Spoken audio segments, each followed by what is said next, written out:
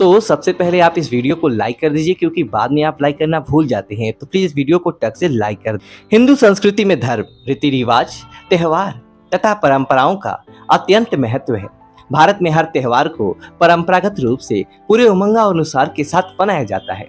हर त्योहार की अपनी अलग विशेषता होती है और हर त्योहार अपने आप में महत्वपूर्ण होता है। हिंदू पंचांग के अनुसार श्रावण मास के आरंभ होते ही लगभग सभी प्रमुख त्योहार शुरू हो जाते हैं। गणेश उत्सव के पश्चात पितृपक्ष के 15 दिन छोड़ दिए जाएं। उसके बाद लोगों को बेसब्री से इंतजार होता है नवरात्रि का। नवरात्रि माँ दुर्गा के विभिन्न रूपों की पूजा का महापर्व होता है। माँ के शक्ति स्वरूप की उपासना का यह महोत्सव 9 दिनों तक चलता है। इन 9 दिनों तक जगह जगह पर माँ की उपासना की जाती है, जिससे संपूर्ण वातावरण में माँ की अद्भुत शक्ति का एहसास होता है। लोग अपने घरों में तो माँ की उपासना करते ही हैं और साथ ही शहर में विभिन्न स्थानों पर विभिन्न मंडलों के द्वारा माँ की भव्य मूर्तियां विराजित की जाती है और 9 दिनों तक पूरी श्रद्धा भक्ति के साथ माँ की उत्सव मनाया जाता है। कई लोग पूरे 9 दिनों तक उपवास करते हैं, पूजा पाठ और हवन इत्यादि करते हैं। बहुत से घरों में माँ की आराधना में खटपटाते हैं और घर में खेले जाते हैं। नवरात्रि में हम सभी को ये तो पता होता है कि हमें क्या करना चाहिए और माँ की उपासना महत्व के पूजा पाठ के क्या नियम होते हैं, लेकिन हम ये नहीं जानते कि नवरात्रि में हमें किन बातों का विशेष ध्यान रखना चाहिए और कौन से कार्य बिल्कुल भी करने नहीं चाहिए। क्योंकि हमारी माँ दुर्गा बहुत भोली होती है। हमारे सिर पर हमेशा अपना कृपा हाथ रखती है। हमारे दिल से की गई श्रद्धा भक्ति से वह जल्दी ही हमारे ऊपर प्रसन्न हो जाती है और हमारी छोटी छोटी गलतियों को माफ भी कर देती है। लेकिन हमारी कुछ ऐसी गलतियां भी होती है जिन्हें माँ चाहकर भी माफ नहीं कर पाती और इसके दुष्परिणाम हमें भुगतने पड़ते हैं। तो आज हम उन्हीं बातों पर ध्यान केंद्रित करेंगे जो हमें नवरात्रि में भूल से भी नहीं करनी चाहिए, ताकि माँ हमसे नाराज ना हो जाए। तो चलिए देखते हैं वे कौन से कार्य हैं। पर उससे पहले आपने चैनल को सब्सक्राइब नहीं किया है तो इसे सब्सक्राइब कर लीजिए और अपने दुर्गा माँ को सच्चे मन से मानते हैं तो कमेंट में जय माँ दुर्गा अवश्य लिखिए। वीडियो पसंद है तो एक लाइक जरूर कर देना। पहली बात, सबसे पहले तो आप ये जान ले कि नवरात्रि शक्ति की उपासना और सम्मान का पर्व होता है। नवरात्रि में माँ विभिन्न रूपों में इस संपूर्ण सृष्टि में विचरण करती है। नवरात्रि में लोग माँ का आह्वान करते हैं और अपने घरों में माँ को बुलाना चाहते हैं, तो माँ भी उन घरों में जाना पसंद करती है जिन घरों में उनका स्वागत उचित तरीके से किया जाता है। जिस घर में अनावश्यक कलह और वाद विवाद, माँ वहां पर कभी नहीं जाएगी।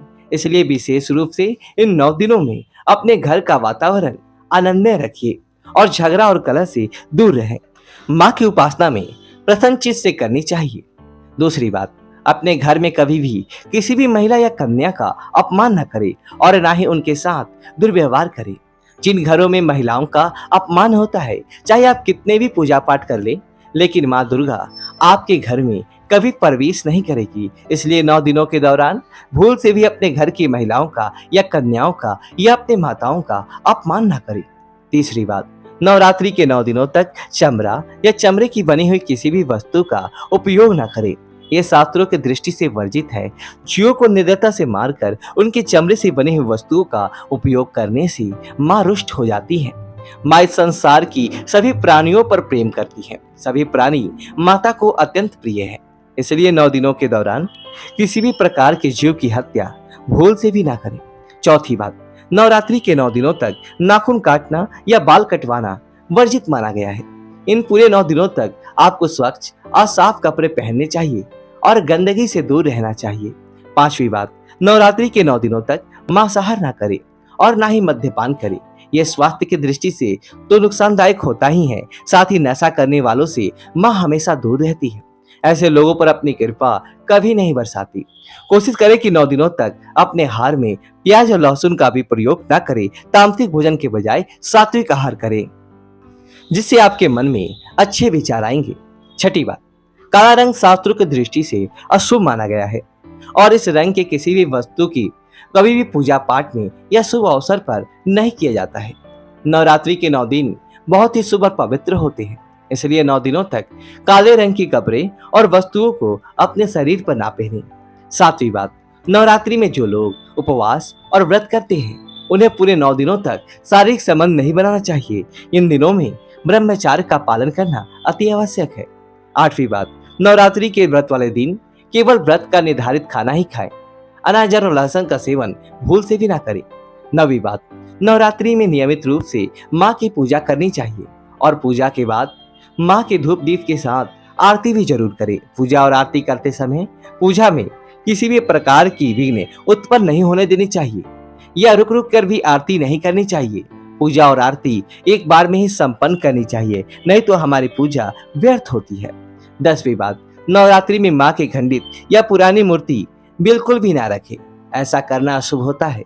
हमेशा माँ की मूर्ति की स्थापना करें और ध्यान रखें, नवरात्रि के 9 दिनों में अपने घर को कभी भी अकेला ना छोड़ें। और घर में कोई घर स्थापना की हुई है तो घर में कोई ना कोई स्त्री या पुरुष अवश्य ही रुकना चाहिए। ऐसे समय में घर को खाली छोड़ने से अशुभ होता है। 7वीं के पीछे यह भी एक कारण है कि घर के अंदर बिल्लियां घूमती है, जिससे कोई छोटे पशु माँ के घट को नष्ट कर सकते हैं और इससे अनर्थ हो सकता है। इसलिए घर को अकेला ना छोड़े।